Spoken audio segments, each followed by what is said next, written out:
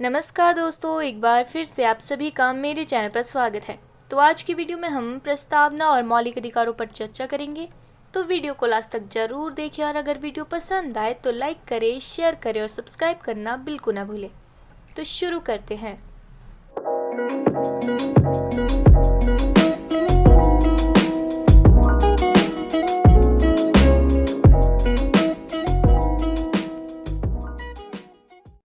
प्रस्तावना।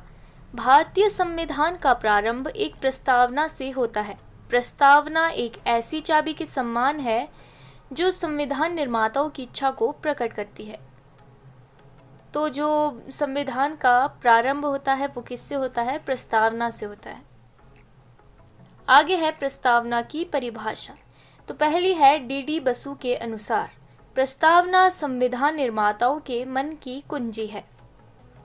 आगे है पंडित डी भार्गव के अनुसार, प्रस्तावना संविधान का सबसे बहुमूल्य भाग है। यह संविधान की चाबी है, यह संविधान की आत्मा है, यह संविधान का रत्न है। आगे है नवंबर 1976 में संविधान की प्रस्तावना में 42वें संवैधानिक संशोधन के माध्यम से 2 नए शब्द समाजवादी एवं धर्मनिरपेक्ष शामिल किए गए। तो क्या हुआ था? नवंबर 1976 में जो है 42वें संवैधानिक संशोधन के माध्यम से प्रस्तावना में 2 नए शब्द ऐड किए गए थे। एक था समाजवादी, दूसरा था धर्मनिरपेक्ष। तो जो भारतीय प्रस्तावना है वो इस प्रकार से है। हम भारत के लोग भारत को एक प्रभुसत्ता संपन्न समाजवादी धर्मनिरपेक्ष लोकतांत्रिक गणराज्य के रूप में स्थापित करते हैं तथा इसके सभी नागरिकों को सामाजिक, आर्थिक एवं राजनीतिक न्याय देने, विचार, अभिव्यक्ति, विश्वास, धर्म एवं उपासना की स्वतंत्रता प्रदान करने, प्रतिष्ठा तथा अवसर की समानता प्रदान करने के लिए और सभी व्यक्तियों में सम्मान, गरिमा एवं राष्ट्र की एकता एवं अखंडता निश्चित करने के लिए, भ्रातृत्व बढ़ाने के लिए दृढ़ संकल्प होकर इस संविधान सभा में आज 26 नवंबर 1949 को इस संविधान को अंगीकार, अधिनियमित एवं आत्मसमर्पित करते हैं। तो जो प्रस्तावना है वो इस प्रकार से है। आगे है प्रस्तावना के लक्षण एवं विशेषताएं। तो 70 शब्दों से भी कम लिखी गई भारतीय संविधान की प्रस्तावना को 5 मिनट से भी कम समय में पढ़ा जा सकता है। संविधान की प्रस्तावना को एक औपचारिक दस्तावेज समझने की भूल कदापि नहीं करनी चाहिए। यह एक विशेष प्रलेख है जिसे संविधान सभा ने सोच समझकर शामिल किया गया है। तो जो प्रस्तावना है उसे जो संविधान निर्माता है उन्होंने इसे सोच समझकर जो है वो शामिल किया है। यद्यपि प्रस्तावना न्याय संगत नहीं है, जबकि जो है वो प्रस्तावना जो है वो न्याय संगत नहीं है। न्याय संगत बोले तो इसे लागू करवाने के लिए न्यायालय में याचिका दायर नहीं की जा सकती, लेकिन संविधान की व्याख्या करने में इसका सहारा लिया जाता है। आगे है विशेषताएं जो है इसकी वो निम्नलिखित है। पहली है भारत एक प्रभुसत्ता संपन्न राज्य है। तो प्रभुसत्ता संपन्न कैसे है? भारत जो है वो अपने आंतरिक एवं बाह्य कार्य के लिए पूरी तरह से जो है वो स्वतंत्र है। वो अपने निर्णय स्वतंत्र ले सकता है, उस पर किसी भी प्रकार का जो है वो दबाव नहीं है। आगे है भारत एक समाजवादी राज्य है। तो जैसा कि आपको पहले भी बताया था कि समाजवादी और धर्मनिरपेक्ष जो 2 शब्द है वो 1976 में 42वें संवैधानिक संशोधन के माध्यम से जो है वो इसमें ऐड किए गए थे। तो जो भारतीय प्रस्तावना है उसमें क्या कहा गया है कि जो भारत है वो एक समाजवादी राज्य है। आगे है भारत एक धर्मनिरपेक्ष राज्य है। तो समाजवादी के ही समान जो है धर्मनिरपेक्ष भी इसमें जो है वो जोड़ा गया था बाद में। तो धर्मनिरपेक्ष कैसे हुआ कि यहाँ पर जो है जो भी लोग हैं वो किसी भी धर्म को अपना सकते हैं, किसी की भी पूजा अर्चना कर सकते हैं, अपना धर्म परिवर्तन कर सकते हैं, उन्हें जो है पूर्ण रूप से स्वतंत्रता दी गई है। आगे है भारत एक लोकतांत्रिक राज्य है। जो भारत है वो एक लोकतांत्रिक क्या है? राज्य है। तो इसमें क्या होता है? लोगों का लोगों के लिए लोगों द्वारा किया गया शासन। आगे है भारत एक गणराज्य है। तो यहाँ पर क्या होता है, यहाँ पर वंश के आधार पर जो है वो देश का मुखिया नहीं चुना जाता, बल्कि जो उसे जो है वो संविधान में लोग जो है अप्रत्यक्ष रूप से चुनते हैं। आगे है भारत न्याय। तो भारत की जो प्रस्तावना में है वो 3 प्रकार के न्याय जो है वो बताए गए हैं। पहला है सामाजिक न्याय। सभी के साथ जो है सामाजिक न्याय में क्या होगा कि छुआछूत की समाप्ति कर दिया गया है। कानून के सामने जो है सभी समान है, भेदभाव को समाप्त किया गया है, अवसर की समानता है।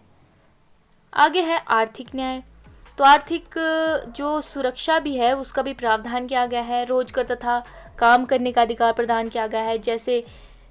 जैसा जो काम करेगा उसको उसी आधार पर जो है वो वेतन दिया जाएगा। आगे है राजनीतिक अन्याय।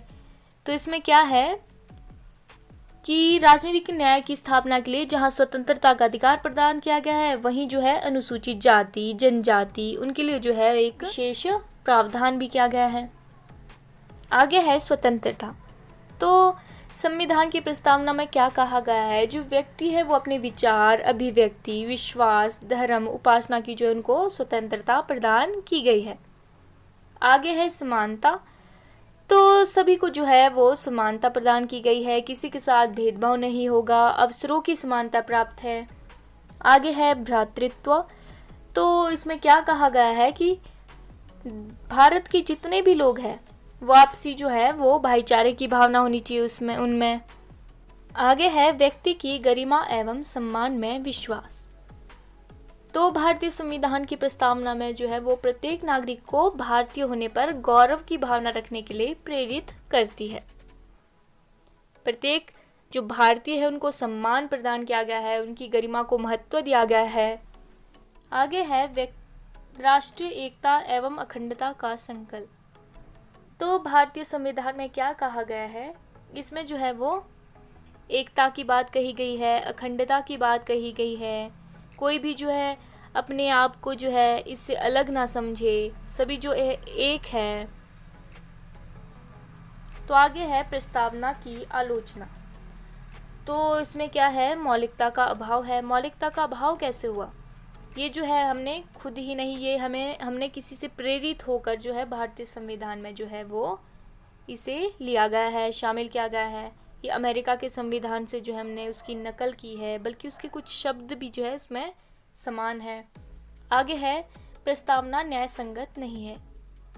प्रस्तावना जो है वो न्याय संगत नहीं है, इसके लिए जो है किसी भी न्यायालय की शरण जो है वो नहीं ली जा सकती। आगे है प्रस्तावना में नवीन शब्दावली का अभाव। तो क्या है, प्रस्तावना में जो है वो प्रस्तावना कब बहुत 60 वर्ष हो चुके हैं, उससे भी अधिक हो चुके हैं जब प्रस्तावना को इसमें ऐड किया गया था। तो इसमें जो है वो नए शब्द भी जोड़े जाने चाहिए थे, जैसे महिला सशक्तिकरण हो गया, मतदान हो गया, इत्यादि शब्द। आगे है प्रस्तावना का महत्व। तो संविधान का सारांश। तो जो प्रस्तावना है उसमें जो है बहुत ही कम शब्दों में जो है पूरे संविधान का जो है सारांश निकलता है। आगे है मूल्यों और प्रतिबद्धताओं का वर्णन। तो प्रस्तावना में भारतीय संविधान के मूल्यों, आदर्शों एवं प्रतिबद्धताओं का जो है वो समावेश है। आगे है संविधान निर्माताओं के दृष्टिकोण को समझने में सहाय। तो प्रस्तावना से हम क्या जान सकते हैं कि संविधान निर्माता है जो उनके मन में संविधान का निर्माण का क्या उद्देश्य था, वो हमें इसको प्रस्तावना को पढ़कर ही पता चल जाता है।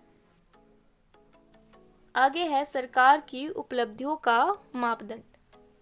तो जबकि जो है वो प्रस्तावना न्याय संगत नहीं है, लेकिन जो सरकार है उनकी उपलब्धियां एवं जो कार्य का मूल्यांकन है वो इस आधार पर किया जाता है। आगे है भावात्मक पक्ष। तो प्रस्तावना में जो आरंभ है वो किससे किया गया है, हम भारत के लोग, इससे होता है। तो इससे जो है पूरे राष्ट्र की बात कही गई है, सभी को जो एक मानकर जो बात कही गई है। अंत में जो क्या कहा है, एकता और अखंडता की बात की गई है। इसमें जो है लोगों के राष्ट्र के प्रति बलिदान, त्याग की भावना को विकास किया गया है। इस प्रकार से भावात्मक पक्ष है। आगे है मौलिक अधिकार। तो ये थी प्रस्तावना। आगे हम पढ़ेंगे मौलिक अधिकार। तो भारतीय संविधान के तीसरे अध्याय में मौलिक अधिकारों की व्यवस्था की गई है। तो भारतीय संविधान में जो है वो 22 भाग है। तो उसके जो तीसरा अध्याय है उसमें जो है वो मौलिक अधिकारों की बात की गई है। तो ये मौलिक अधिकार जो है वो अमेरिका के संविधान से प्रभावित होकर जो है वो हमने ग्रहण किए हैं। तो इन्हें जो संविधान की अंतरात्मा भी कहा गया है। आगे है परिभाषा। अकॉर्डिंग टू लास्की, राज्य इस बात से जाना जाता है कि उसमें अधिकारों की क्या व्यवस्था है। आगे है अकॉर्डिंग टू जोशी, मौलिक अधिकार ही ऐसे साधन हैं जिनके द्वारा स्वतंत्र लोकतांत्रिक देश में सामाजिक, धार्मिक और नागरिक जीवन का भरपूर आनंद प्राप्त किया जा सकता है। इन अधिकारों के बिना लोकतांत्रिक सिद्धांतों को लागू नहीं किया जा सकता और बहुमत की तानाशाही का भय रहता है। तो जब 26 जनवरी 1950 को भारत का संविधान लागू हुआ तो मौलिक अधिकारों की संख्या जो है वो 7 थी उस समय। फिर दिसंबर 1978 में 44वें संशोधन द्वारा जो है वो संपत्ति के अधिकार को मौलिक अधिकारों की सूची से जो है वो बाहर किया गया। तो उसके बाद जो मौलिक अधिकारों की संख्या कितनी हो गई? 6 हो गई। तो मौलिक अधिकारों में 86वें संवैधानिक संशोधन द्वारा मई 2002 में शिक्षा के अधिकार को जो है वो धारा 21A में शामिल किया गया। तो जो मौलिक अधिकार है वो अनुच्छेद 12 से 35 तक दिए गए हैं। तो 12 से 35 तक क्या है? सबसे पहले जो है अनुच्छेद जो 12 है तो उसमें क्या है वो राज्य का अर्थ बताया गया है। उसमें केंद्रीय कार्यपालिका, संसद, राज्य सरकारें इत्यादि के बारे में जो है वो बताया गया है। फिर आता है अनुच्छेद 13। तो इसमें क्या है? मौलिक अधिकारों को सीमित तथा समाप्त करने वाले कानूनों का निर्माण नहीं किया गया है, ऐसा कहा गया है। आगे है अनुच्छेद 33। तो इसमें क्या व्यवस्था की गई है? जो सशस्त्र सेनाओं के लिए जो है मौलिक अधिकार सीमित किए जा सकते हैं। आगे है अनुच्छेद 34। तो इसमें जो है संकटकालीन अवस्था में जो है मौलिक अधिकारों पर प्रतिबंध लगाया जा सकता है। आगे है अनुच्छेद 35। तो इसमें जो है वो संसद मौलिक अधिकारों को लागू करने के लिए कानूनों का निर्माण कर सकती है और इसके उल्लंघन करने पर जो है दंड का जो है वो प्रावधान भी कर सकती है। तो आगे हम पढ़ेंगे 6 जो मौलिक अधिकार है वो कौन कौन से हैं। तो पहला है समानता का अधिकार। तो ये जो है वो अनुच्छेद 14 से 18 तक दिया गया है। तो इसमें जो धारा 14 में है वो है कानून के समक्ष समानता। तो धारा 14 में यह कहा गया है कि किसी भी व्यक्ति से उसकी जाति, धर्म, संप्रदाय, लिंग आदि के आधार पर कोई भी भेदभाव नहीं किया जाएगा। कानून के समक्ष सभी समान है। धारा 15 में है भेदभाव की मनाही। तो इसमें क्या कहा गया है कि राज्य के द्वारा जो है से कानूनों का निर्माण नहीं किया जाएगा जो भेदभावपूर्ण हो, जिसमें जो है किसी के साथ भेदभाव हो, जैसे कि है होटल, सिनेमा हॉल, पार्क में जो है प्रवेश के लिए रोका जाएगा। ऐसे कानून जो है वो निर्माण नहीं कर सकती। किसी के साथ भी जो है भेदभाव नहीं किया जाएगा। धारा 16 में है अवसरों की समानता। तो इसमें क्या कहा गया है कि सरकारी नौकरियों में सभी को जो है समान अवसर उपलब्ध कराए जाएंगे। जब किसी की नियुक्ति होगी तो उसमें कोई भेदभाव नहीं होगा। उसकी योग्यता के आधार पर जो है उसे अवसर मिलेंगे। आगे है धारा 17 छुआछूत की समाप्ति।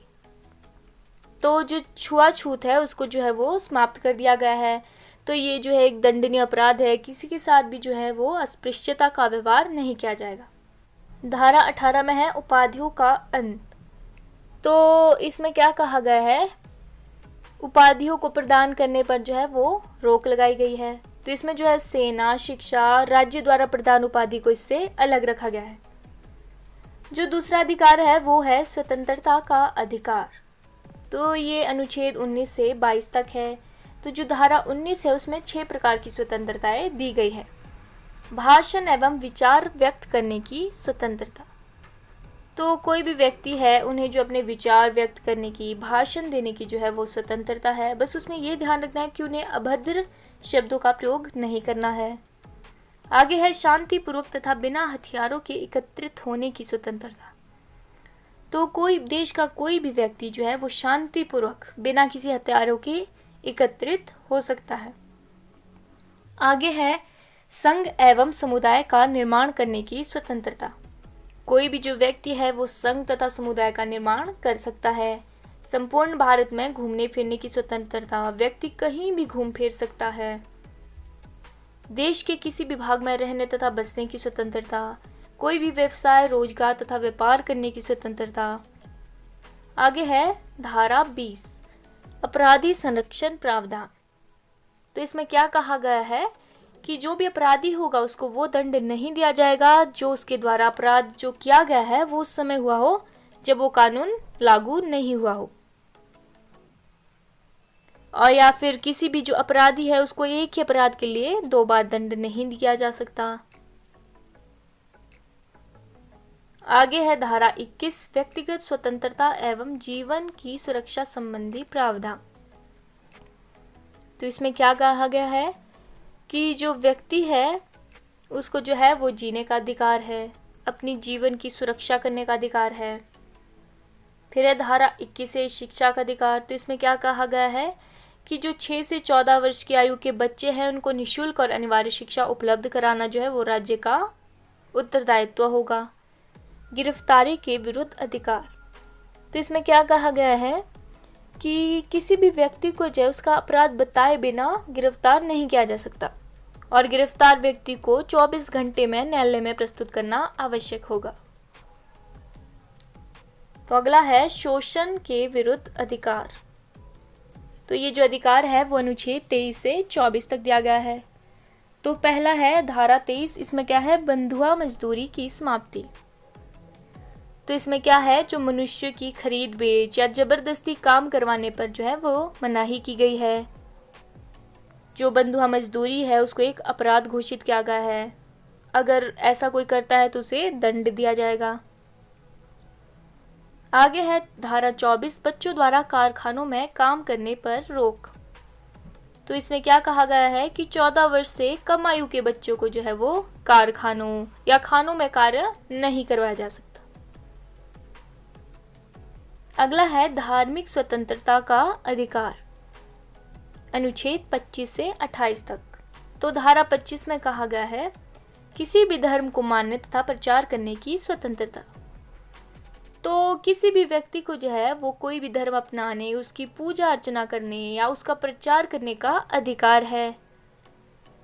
आगे है धारा 26 धार्मिक संस्थाएं स्थापित करने की स्वतंत्रता। तो व्यक्ति को जो है वो धार्मिक संस्थाएं स्थापित करने का जो है अधिकार है और इन संस्थाओं के नाम पर जो है वो धन एकत्रित करने का जो है वो अधिकार है। आगे है धारा 27 धर्म पर टैक्स की मनाही। तो इसमें क्या व्यवस्था की गई है कि धर्म पर कोई कर नहीं लगाया जाएगा। आगे है अनुच्छेद 28। तो इसमें ये व्यवस्था की गई है कि सरकारी जो अनुदान प्राप्त जो शिक्षण संस्थान होते हैं उसमें किसी भी प्रकार की विशेष धर्म की शिक्षा नहीं दी जा सकती। आगे है सांस्कृतिक एवं शैक्षणिक अधिकार। तो ये जो अधिकार है उनको अनुच्छेद 29 से 30 में रखा गया है। तो धारा 29 में है अल्पसंख्यकों को उनकी संस्कृति, भाषा, साहित्य आदि को बचाए रखने के लिए संस्थाओं की स्वतंत्रता। तो जो भी अल्पसंख्यक है, जो संख्या में कम है, वो जो अल्पसंख्यक हो गए उनको अपनी संस्कृति, भाषा, साहित्य आदि को बचाए रखने के लिए संस्थाओं को स्थापित करने की जो है वो स्वतंत्रता है। आगे है अनुच्छेद 30। तो इसमें क्या प्रावधान किया गया है कि अल्पसंख्यकों को अपनी संस्कृति की धरोहर को सुरक्षित रखने के लिए शिक्षण संस्थानों की जो है स्थापना करने का अधिकार प्राप्त है। आगे है जो छठा अधिकार है वो है संवैधानिक उपचारों का अधिकार। तो अनुच्छेद 32 में रखा गया है। तो इसमें क्या कहा गया है कि मौलिक अधिकारों को कानूनी सुरक्षा प्रदान की गई है।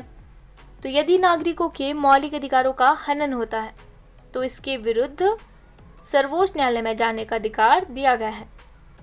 तो अगर किसी के भी जो है मौलिक अधिकारों का हनन होता है किसी के द्वारा, तो जो है उसके विरुद्ध वो सर्वोच्च न्यायालय में जो है वो जा सकता है।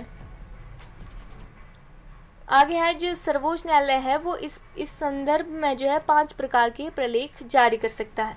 पहला है बंदी प्रत्यक्षीकरण लेख, कि बंदी बनाए गए व्यक्ति को निश्चित समय में न्यायालय में प्रस्तुत किया जाएगा। आगे है परमादेश लेख, तो उसमें आदेश में क्या कहा गया है कि ये उस समय जारी किया गया जब किसी नागरिक को वो सब ना प्राप्त हो जिसका वह पात्र हो, तो उसके लिए ये लेख जारी किया गया है।